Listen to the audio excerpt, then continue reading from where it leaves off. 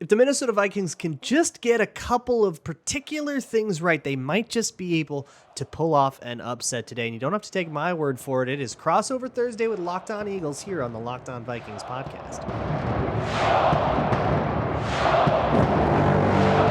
You like that on 3, 1, 2, 3, you like it! You are Locked On Vikings, your daily Minnesota Vikings podcast, part of the Locked On Podcast Network, your team every day. It's Thursday. You know what that means. It's Crossover Thursday here on the Locked On Podcast Network, your team each and every day. I'm Gino Camilleri, host of the Locked On Eagles podcast, joined by my friend Luke Braun of the Locked On Vikings podcast. No, you are not in a time warp. No, this isn't Groundhog Day. It is once again week 2 between the Philadelphia Eagles and Minnesota Vikings in prime time.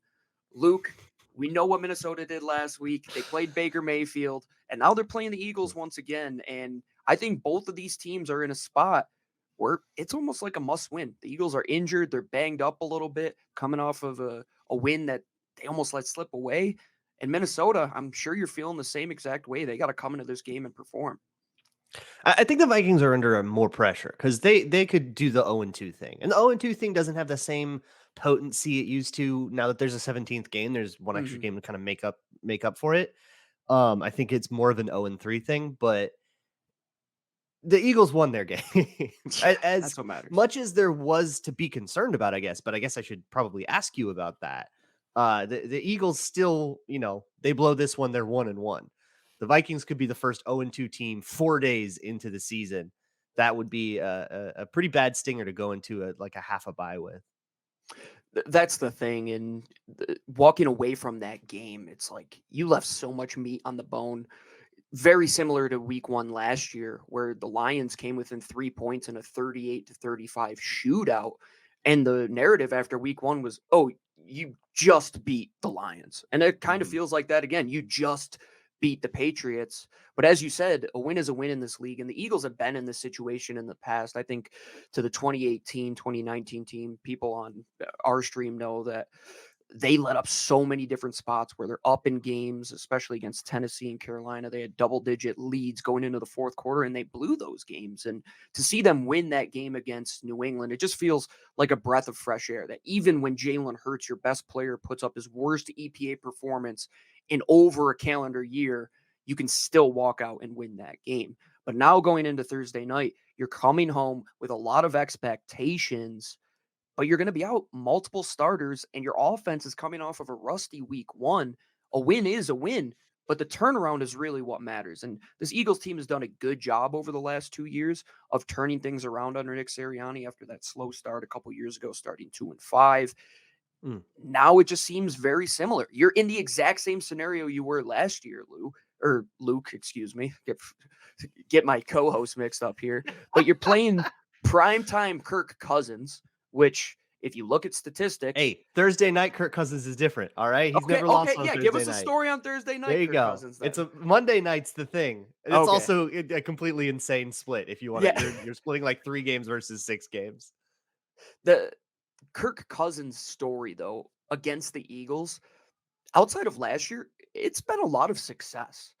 I think back to, I think it was 2018 when they played, and Minnesota just did anything they wanted to them all game long, and it seemed like the Eagles could never get their footing under them. And I'm scared of that exact same thing happening. Like if you come out and you go 3-out, they're able to run the ball with a little more success than they had last week. I know Madison didn't really get it going, but let's just say that happens and Kirk could get into that play action mode where you let Justin Jefferson run his routes for 4 to 5 seconds and get downfield and come uncovered.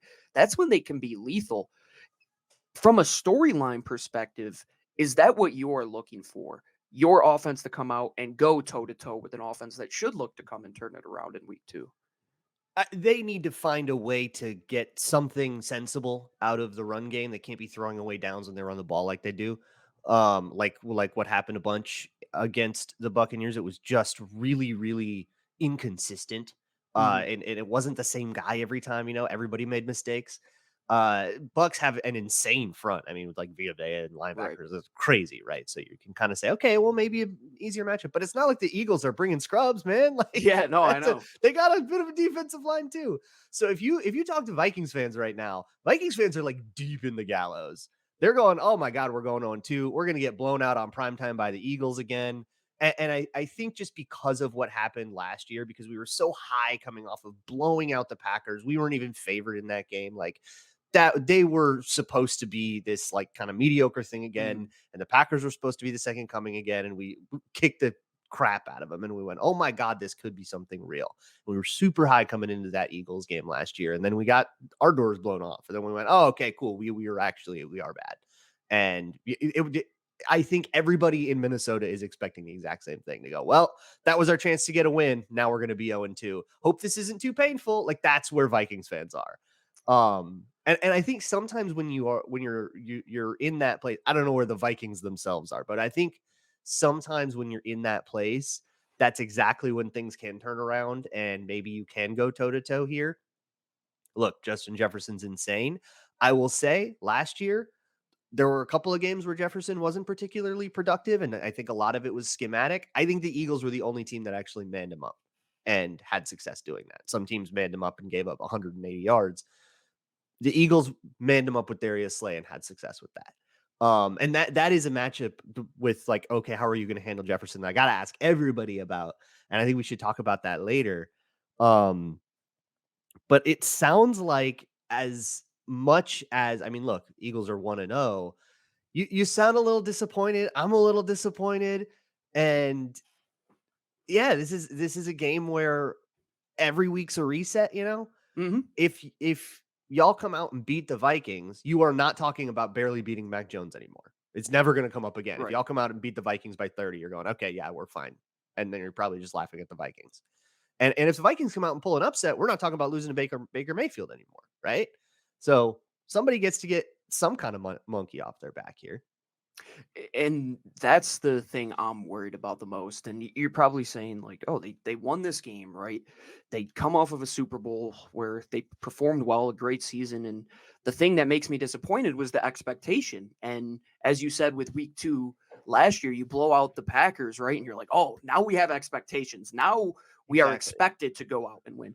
Well, that was the moniker I'm holding the Eagles under.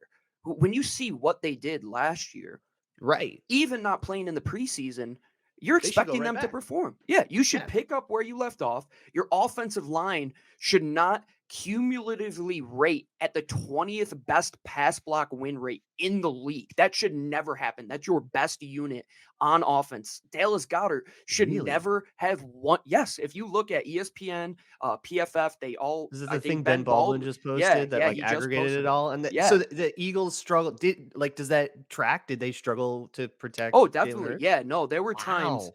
So if you look back at the film, a lot of people will talk about Dallas Goedert not getting the targets. Well, there were multiple times where they're trying to open things under or in the intermediate with him, where you usually have, like, let's say you run some sort of dagger pattern. You have the slot guy go up and out, and you have the guy run a straight release. Well, he's coming open a lot in the intermediate, but there's a rusher right in his face. And that's just uncharacteristic. And the Eagles' offensive line is predicated on keeping Jalen Hurts in the pocket. If you look at his splits as a pocket passer versus on the run last week, he was exponentially better throwing from the pocket. And that will probably blow your mind. But he was the number 1 pocket passer last year. I know you're a smart guy, Luke. You understand that. That's one of those weird things with runaround quarterbacks is everybody's like, oh, you got to keep him in the pocket. Yeah. But you also have to pressure him in the pocket. You can't just give him a clean pocket. That's easier for everybody. Exactly. But no, he was under some duress last week. They couldn't really get the run game going. And as an offensive line where those are the two forefronts, your D-line, your O-line, that's what the game runs through. If you get back to, let's say, even 75% of what you were last year, I don't even think they performed like 50 to 60% of what their output could be.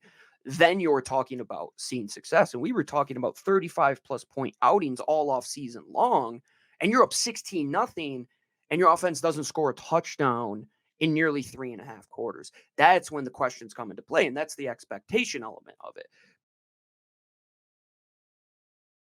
Back with Gino in just a little bit, but first I've got a question for you. Are you prepared if you possibly get injured and you can't get to a doctor for whatever reason? Maybe it's traffic or some kind of horrible storm or something like that. That is where Jase Medical comes in. The Jase case, as it is, Jase, has 5 life-saving antibiotics for emergency use.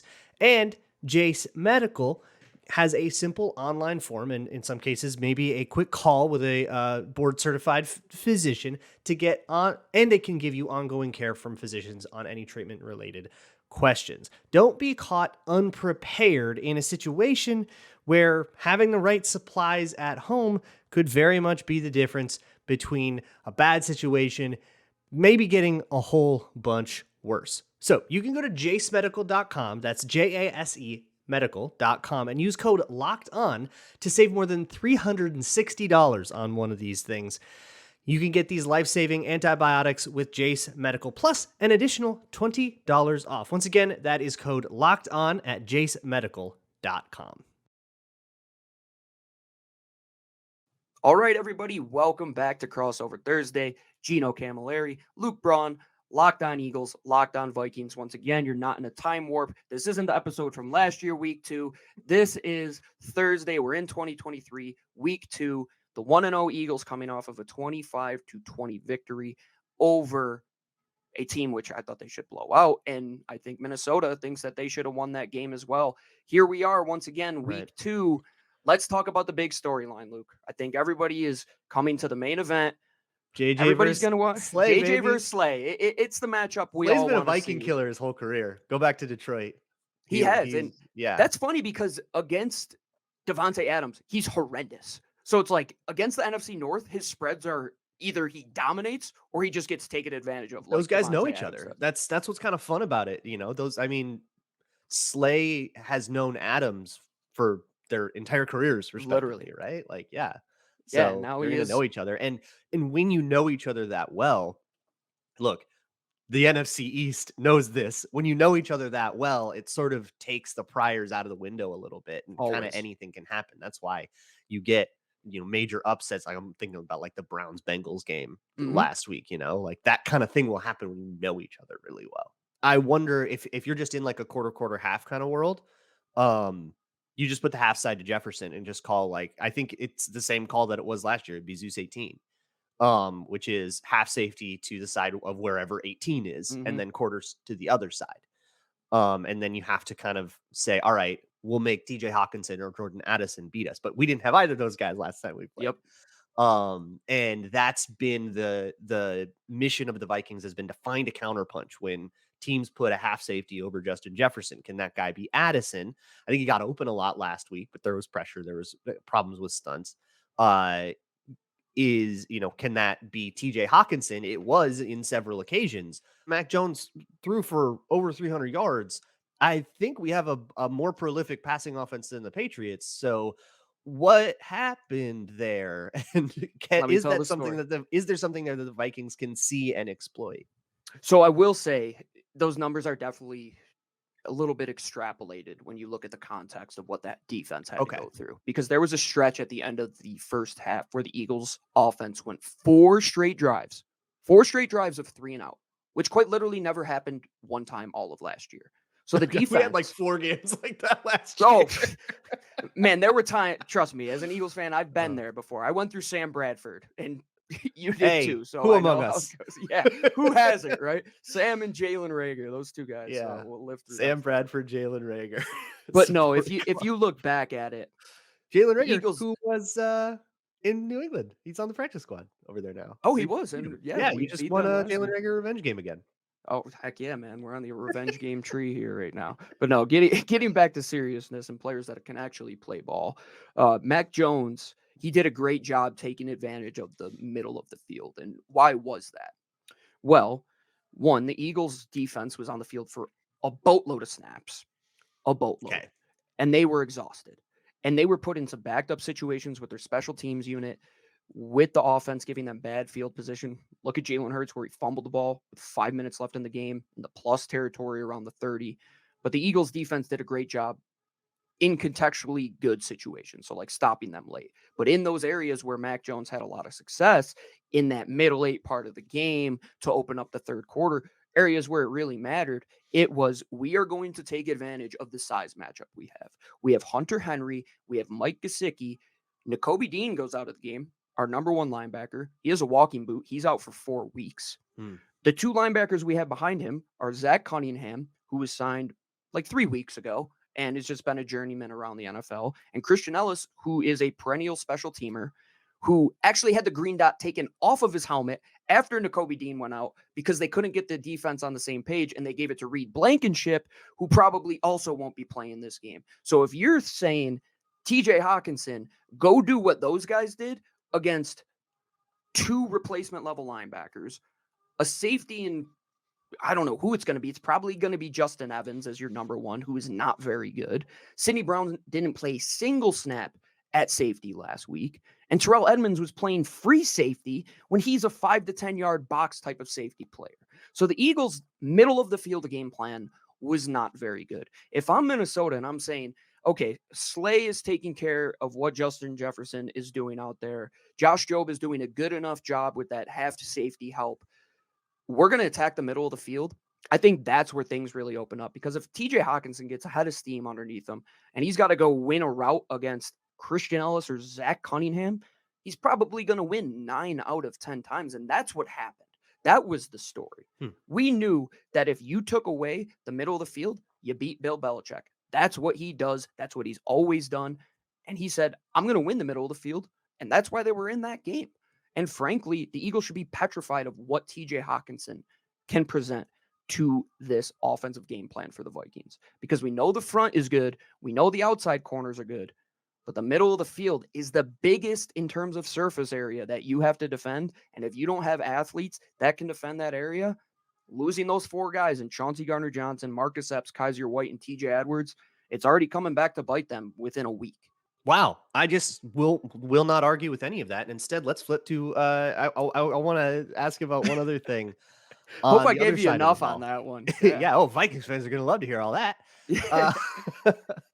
But so on the other side of the ball, so something that Belichick did, and you will be shocked to learn that Brian Flores approaches things kind of the same way.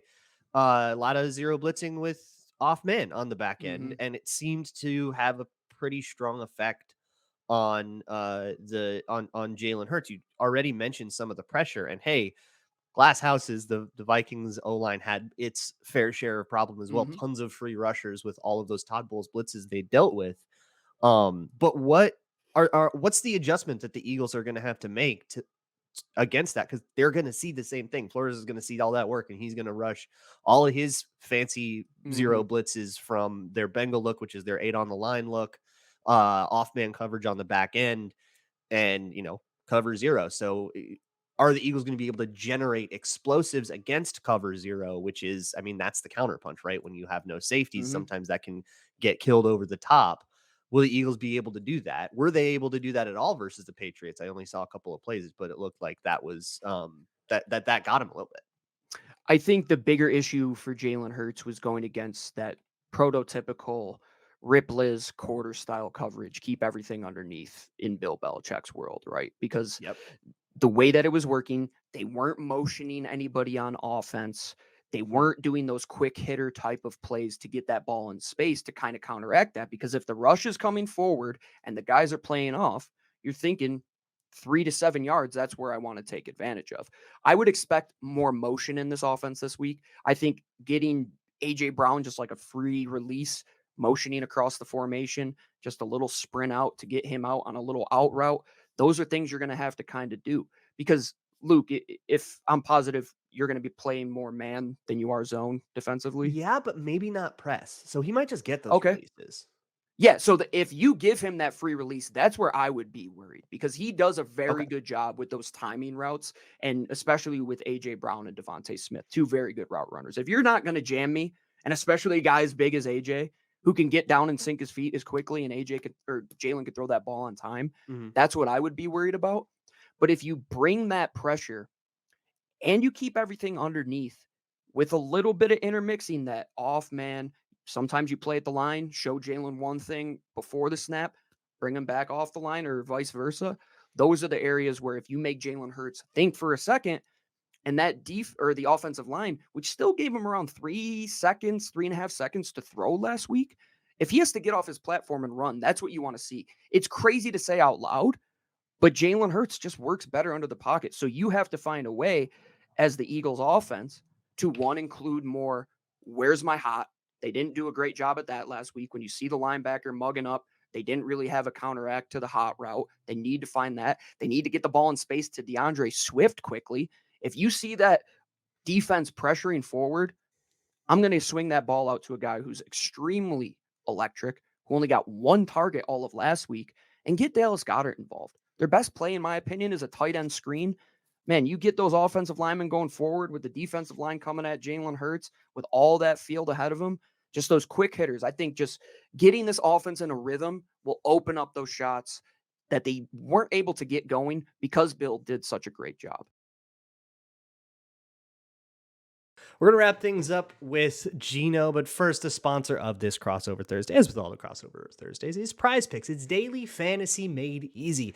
Daily fantasy, honestly, kind of an optimized game by like a whole bunch of sharps that isn't fun for, regular Joes like you and me to play. But at PrizePicks, you can just pick a bunch of squares, your favorite players, 2 to 6 of them, and then whether or not they'll do better or worse than their PrizePicks projection. That can be fantasy points and even stuff like yards and touchdowns. And you'll smash them all together so that if you get them all right, you get a bigger payout. I have been having all kinds of fun with PrizePicks.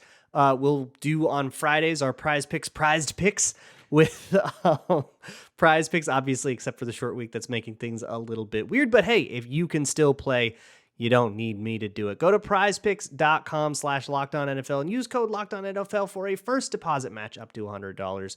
That is prizepicks.com/LockedOnNFL. Code also LockedOnNFL for a first deposit match up to $100.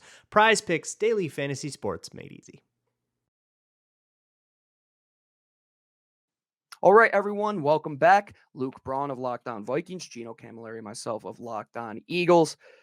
Once again, Luke, Eagles, Vikings, week 2. I think we've done a pretty good job of breaking down what is going to be the game plan offensively, defensively, what are going to be the key matchups.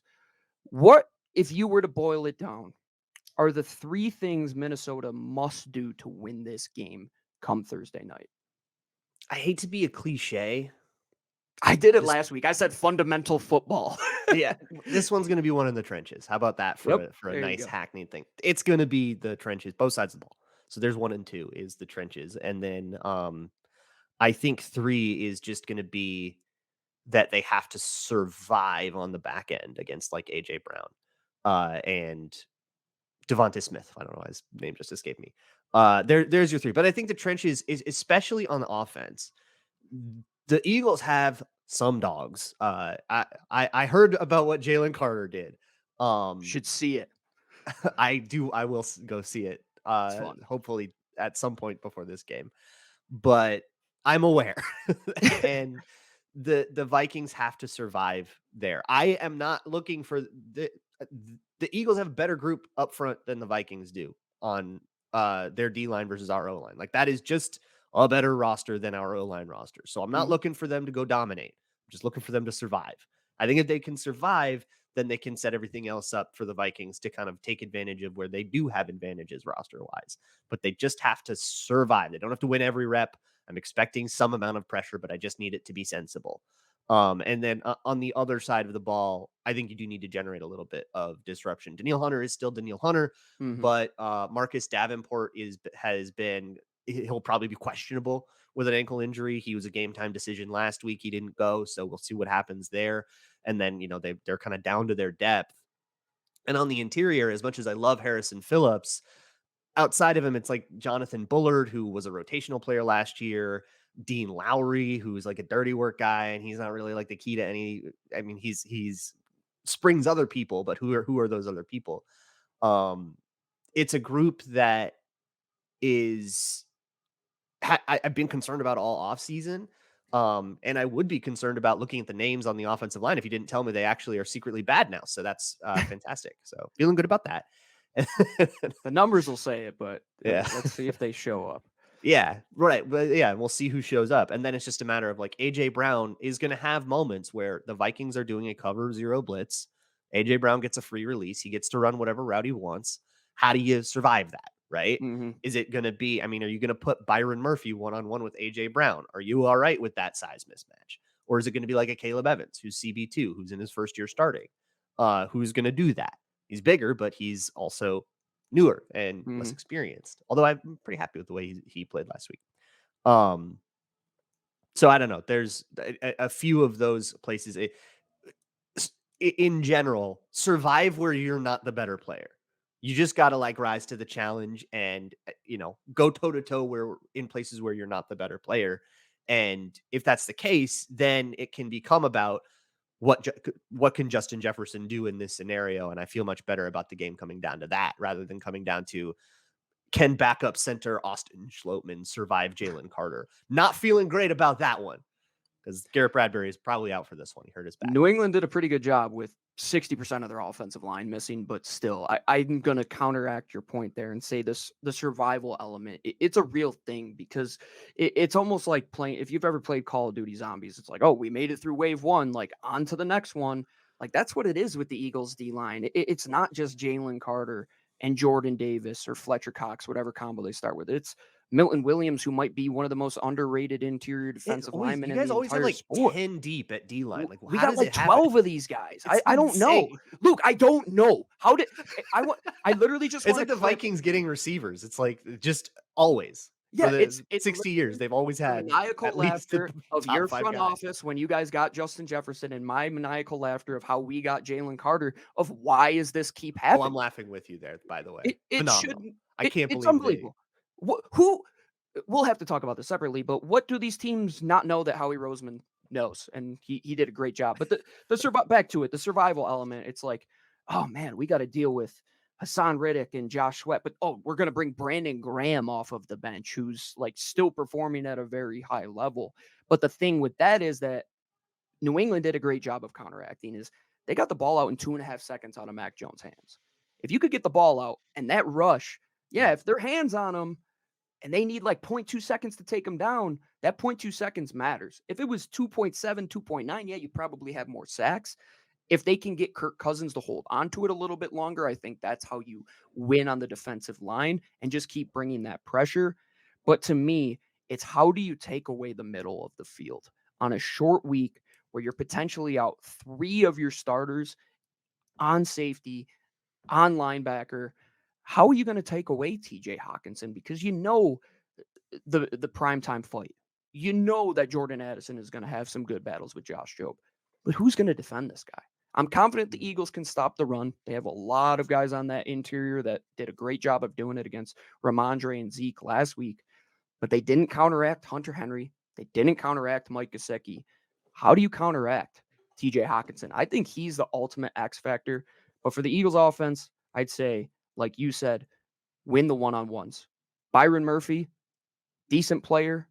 A Caleb Evans, a bigger player. How do they match that up? I think they go with the Christian Gonzalez approach where you put him on a bigger body like A.J. Brown in terms of Evans, and then you let Byron Murphy go one-on-one with Devontae Smith.